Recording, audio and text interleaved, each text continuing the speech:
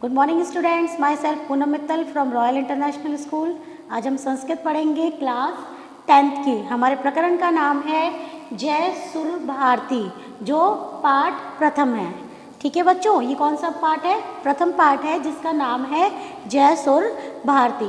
आज हम इसके बारे में पढ़ेंगे। बच्चों ये एक गीतांश है। ये क्या है? एक गीतांश है और इसमें माँ सरस्वती के बारे में गुणगान किया गया है। किसका गुणगान किया गया है बच्चों? माँ सरस्वती का गुणगान किया गया है। तो चलिए आगे बढ़ते हैं। बच्चों आपको क्या करना है? आपको अपनी बुक निकालनी है संस्कृत, ठीक है, और फिर उसको ओपन करना है और फर्स्ट चैप्टर निकालना है आपको जय सुर भारती। आपको फर्स्ट चैप्टर ओपन करना है जय सुर भारती, ठीक है। और देखिए इसका सबसे पहले हम पाठ परिचय पढ़ेंगे। सबसे पहले हम क्या पढ़ेंगे? पाठ परिचय। तो चलिए, यह वाणी सरस्वती की प्रार्थना का गीत है। किसका गीत है बच्चों? वाणी सरस्वती की प्रार्थना का, यानी इसमें किसकी प्रार्थना की गई है? सरस्वती जी से प्रार्थना की गई है। यह सरल और रसयुक्त प्रार्थना का गीत कवियों में श्रेष्ठ डॉक्टर हरिराम आचार्य द्वारा लिखा गया है। बच्चों ये इसके जो रचयिता हैं उनका नाम है हरिराम आचार्य। उनका नाम क्या है? हरिराम आचार्य। सन 1966 ईस्वी वर्ष में रचित यह गीत वसंत बहार राग में निबद्ध मधुछंदा नाम के ग्रंथ से, निबंध यानी कि उसके अंदर लिखा हुआ था। किसके अंदर? ये एक संकलित किया हुआ था मधुछंदा नामक ग्रंथ में, ठीक है, वहाँ से संकलित किया हुआ है और लोक में सुप्रसिद्ध। वास्तव में कवि की आदि का मतलब होता है प्रथम, यानी पहली रचना थी। ये किसकी रचना थी बेटा? ये जो डॉक्टर हरिराम जी थे उनकी यह पहली रचना थी। कौन सी रचना थी? पहली रचना थी। आगे चलिए, क्योंकि जो बहुत जगह पर, क्यों थी ये प्रसिद्ध? पहली रचना भी थी और प्रसिद्ध भी थी। क्यों थी?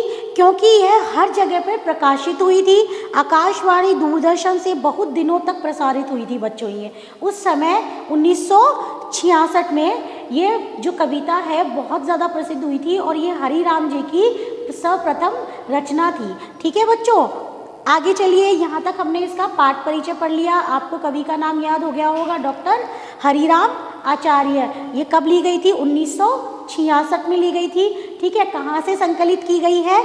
मधुछंदा से। कहाँ से संकलित है बच्चों? ये मधुछंदा से, ठीक है बच्चों। मधुछंदा नामक एक ग्रंथ था, उसके अंदर से ये संकलित की गई है। उसके बाद में देखिए, और यह किसकी प्रथम रचना है?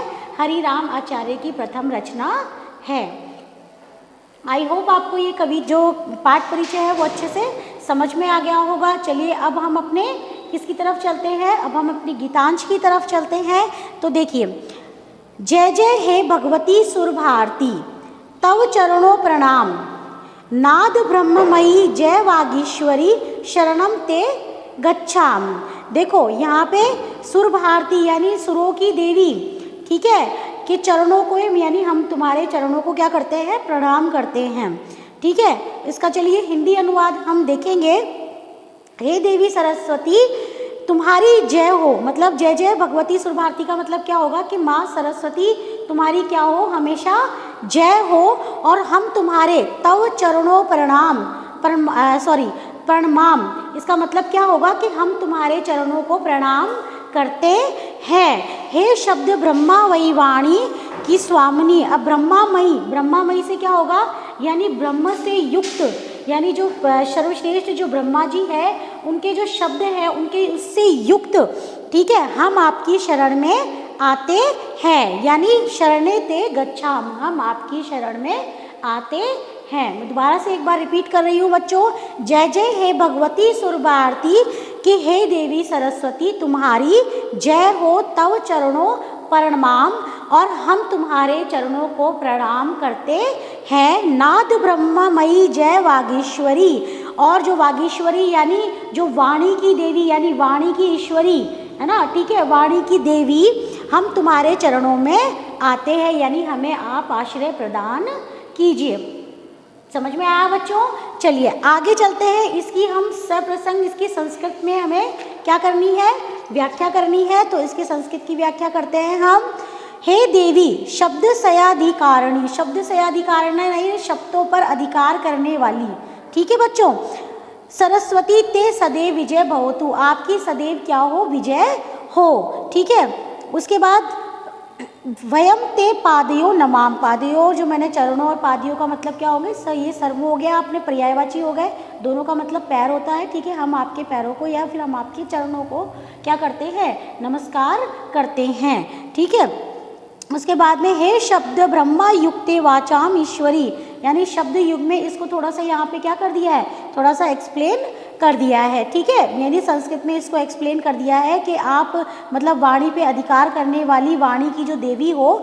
ठीक है, उसके बाद में देखिए आगे, हम आपके आश्रय में आते हैं, आप हमें अपने आश्रय में ले लीजिए।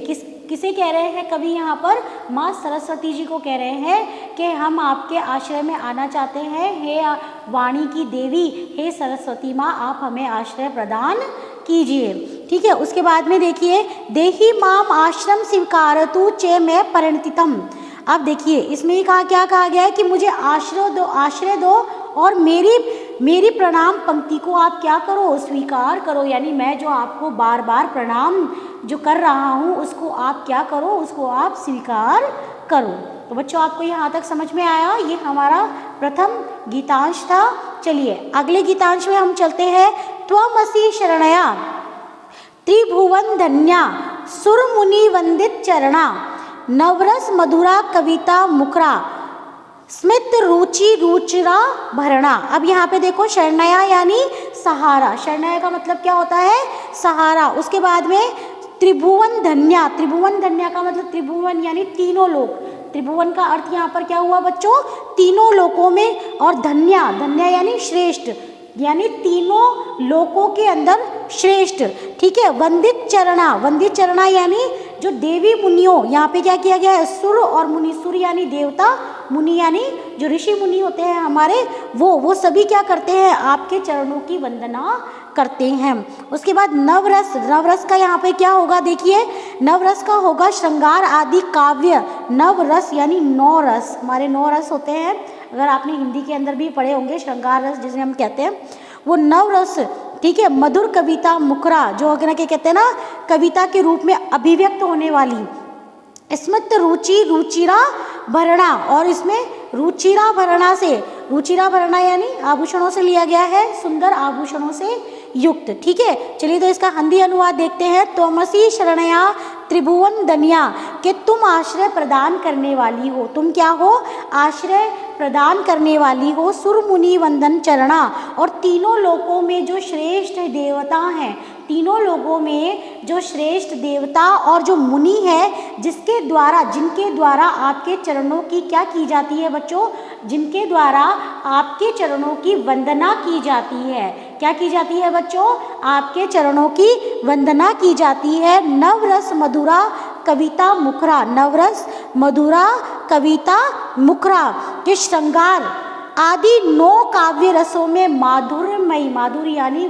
मतलब बहुत ही सुंदर, ठीक है, कविता के माध्यम से व्यक्त होने वाली, मतलब आप बहुत ही है ना सुरीली और माधुर्य और बहुत ही सुंदर लगने वाली जो कविता है उसके द्वारा आप क्या होती हो, व्यक्त होती हो। स्मित रुचि रुचिरा भरणा, और मधुर मुस्कान, इसमें क्या कहा गया है, स्मित रुचि न यानी जो सुंदर मधुर मुस्कान वाली तथा सुंदर आभूषणों से क्या हो, आप युक्त हो। देखो बच्चों, इस गीतांश के अंदर माँ सरस्वती के बारे में, मतलब उनकी सुंदरता के बारे में बताया गया है, उनके गुणों के बारे में बताया गया है। क्या कहा गया है कि हे माँ सरस्वती के ना मतलब आप है ना मतलब इतनी श्रेष्ठ है कि आपके जो सुर मुनि जो वो है, मतलब जो सुर यानी जो देवता हैं और जो ऋषि मुनि हैं वो भी आपके चरणों की क्या करते हैं, वंदना करते हैं। और आपकी जो मुस्कान है वो बहुत ही माधुर्य है, वो कौन सी है, बहुत ही माधुर्य और बहुत ही मतलब सुंदर लगती है। क्या लगती है बच्चों, बहुत ही मधुर और सुंदर लगती है। और जो ना आप क्या हो, आप ना सुंदर से आभूषणों से युक्त हो, यानी आपने बहुत ही सुंदर सुंदर आभूषणों को धारण किया हुआ है। यहाँ तक समझ में आया बच्चों। चलिए आगे इसके हम किस में चलते हैं, संस्कृत व्याख्या में चलते हैं। हे देवी सुरभारती त्वम आश्रय प्रदायनी, कि हे देवी के जो आप क्या हो, आप आश्रय प्रदान करने वाली हो। त्रिलोके श्रेष्ठा देवे मुनि भी च वंदितो चरणों, के जो त्रिलोकों में यानी तीनों लोकों में जो श्रेष्ठ, जो महान और जो देव और जो मुनि हैं वो भी आपके चरणों की क्या करते हैं, वंदना करते हैं। ठीक है, फिर है यस्सा सा श्रृंगारादिभि नव काव्य रसे माधुर्यमयी, कि आप क्या हो, श्रृंगार से युक्त, नव रसों से युक्त, माधुर्य पूर्ण कविता से युक्त हो। आप क्या हो, माधुर्यपूर्ण जो कविता है उससे आप युक्त हो, उससे आप अभिभूत हो। ठीक है, उसके बाद में देखो मंद मंद, ये फिर उसके बाद में आएगा अन्न कवि सुर भारत्या, सॉरी है ना, यहाँ से आएगा फिर कविता रूपेण अभिव्यंजिता मृदु हास्य युक्ता सुंदराभूषणे च शोभिता असी। इसका अर्थ भी वहीं पे ही लिया गया है कि आपकी जो मुस्कान है वो बहुत ही सुंदर है, बहुत ही माधुर्यपूर्ण है, और आपने क्या किया हुआ है, बहुत ही सुंदर सुंदर आभूषणों से आप अलंकृत है, यानी आपने बहुत बहुत सुंदर सुंदर आभूषण आपने धारण किए हुए हैं। तो ये बच्चों समझ में आया आपको? तो चलिए आज मैंने आपको 2 गीतांश यहाँ पर पढ़ाए हैं, पहला और दूसरा। तो चलिए हम अब अपने गृह कार्य की तरफ चलते हैं। बच्चों आपको क्या करना है, आपको सबसे पहले जो फर्स्ट जो गीतांश है उसका सबसे पहले आपको हिंदी अनुवाद करना, और हिंदी अनुवाद में आपको पता है कि संदर्भ में क्या आता है। संदर्भ में सबसे पहले ये आएगा कि मतलब कौन सा ये जो चैप्टर है ये हमने किस बुक से लिया गया है, इसके कवि का नाम क्या है, मतलब वही जो इंट्रोडक्शन है वो आएगा। उसके बाद में प्रसंग आएगा, प्रसंग में आप इसके बारे में शॉर्ट में डिटेल लिखेंगे, उसके बाद में आप फिर इसमें हिंदी अनुवाद करेंगे। ठीक है, उसके जस्ट आपका जब हिंदी अनुवाद हो जाएगा आपको सेकंड नंबर डालकर उसको आपको लिखनी है संस्कृत में। संस्कृत में आप सबसे पहले संदर्भ लिखेंगे, उसके बाद में प्रसंग लिखेंगे, और फिर उसके बाद में आप संस्कृत की व्याख्या लिखेंगे। तो आज आपको होमवर्क में ये 2 गीतांश करने हैं। समझ में आया बच्चों आपको? जब आपका ये वर्क कंप्लीट हो जाए, इट मीन्स आपका जब ये चैप्टर कंप्लीट हो जाए उसके बाद में आप अपनी नोटबुक स्कूल ला सकते हैं और मुझसे चेक करवा सकते हैं। ओके बच्चों, thank you, have a nice day.